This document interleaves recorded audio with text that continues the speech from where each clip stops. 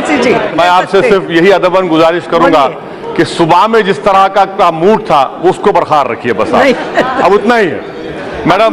मैं भी कितनी देर बिल्कुल बिल्कुल मैडम, आप इंसान है, मैं जानता हूँ मैडम। ये तहरीकी अदम एतमाद जो पेश किया गया है, मैं उसकी तायद में खड़ा हूँ। मेरे सिर्फ 7 सवालात हैं, मैं आपके जरिए से हुकूमत नहीं, मैं 7 सवालात हैं मैडम, मैं आपके जरिए हुकूमत से पहुंचा दूंगा और उम्मीद करता हूं कि वजीर आजम उसका जवाब देंगे। मेरा पहला सवाल यह है कि हुकूमत ये जानती है कि मुसलमानों में जो खवानगी का तनासुब है वो 68% है और पूरे मुल्क में 75% है।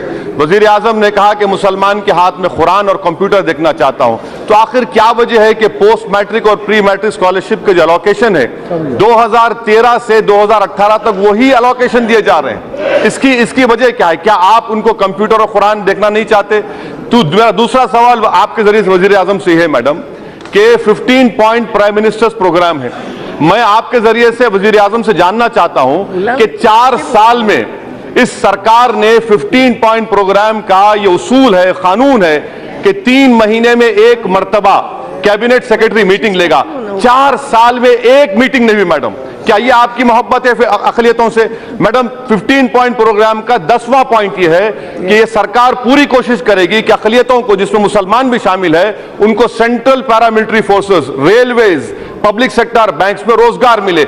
मैं आपके जरिए से चैलेंज कर रहा हूं कि 1% भी रोजगार नहीं मिला। मैडम मेरा मैं 7 सवाल आते हैं मैडम। मैं चौथा सवाल यह है कि 1400 करोड़ रुपए वजीर आजम अपने बैरूनी दौरों में खर्च किए हैं, मगर उसका नतीजा क्या निकलता है कि श्रीलंका हो, नेपाल हो, मालदीव्स हो, बांग्लादेश हो, चीन के गोद में बैठे हैं।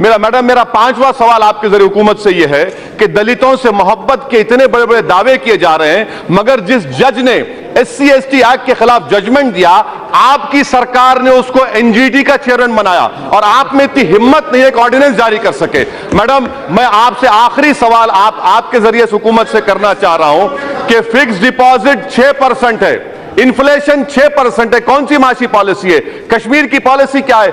जितने मिलिटेंट मरते हैं, अगर 2 मिलिटेंट मरता है तो एक हमारा सिपाही मरता है। मैंने मैडम खत्म करो, 124 हमारे सिपाही मारे गए। आपकी कश्मीर की पॉलिसी क्या है? मैं आपके जरिए से आखिर में हुकूमत से पूछना चाह रहा हूं कि क्या आप कांग्रेस मुक्त चाहते हैं या मुसलमान दलित मुक्त भारत चाहते हैं? यह आपकी पॉलिसी के खौफ का एक माहौल पैदा कर दिया, मुल्क में नफरतों की दीवारों को उठा दिया गया।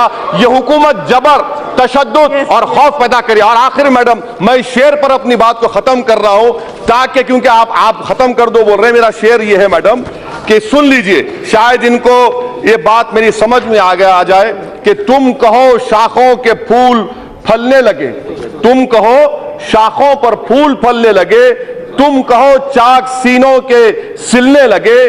इस झूठ को, जहन की लूट को मैं नहीं मानता, मैं नहीं जानता। तुमने लूटा है सदियों सदियों हमारा सुकून, अपना हम पर चलेगा तुम्हारा फुसूं।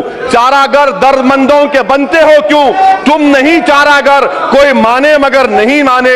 मैं नहीं मानता, मैं नहीं जानता। मैं राजनाथ सिंह साहब को बता रहा हूं कि सर, आप जिस कुर्सी पर बैठे, किसी शायर ने कहा था कि तुमसे पहले भी वो जो एक शख्स यहां तक नशीन था, इसको भी अपने खुदा होने पर इतना ही यकीन था। सर, लिंचिंग सिर्फ 84 में नहीं हुई, लिंचिंग 2002 में भी हुई, लिंचिंग बाबरी मस्जिद की शहादत में हुई। इस सरकार को जाना है, यहां जीत जाएंगे, मगर हिंदुस्तान के अवाम आप तमाम को लाकर यहां बिठाएगी इंशाअल्लाह। Thank you madam.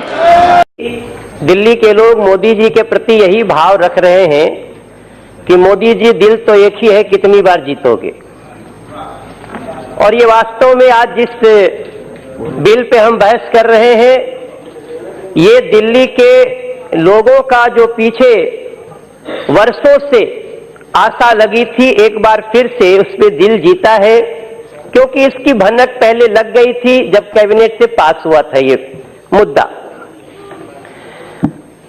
कई लोग शंका में भी हैं, और शंका में इसलिए है कि यहां जो सरकार है दिल्ली में, वो फेक न्यूज के आधार पर लगातार लोगों में भ्रम डालती रहती है कि जब 1947 में हमारा देश विभाजन हुआ तो बहुत सारे लोग बड़े तकलीफ में आए और दिल्ली में रहे,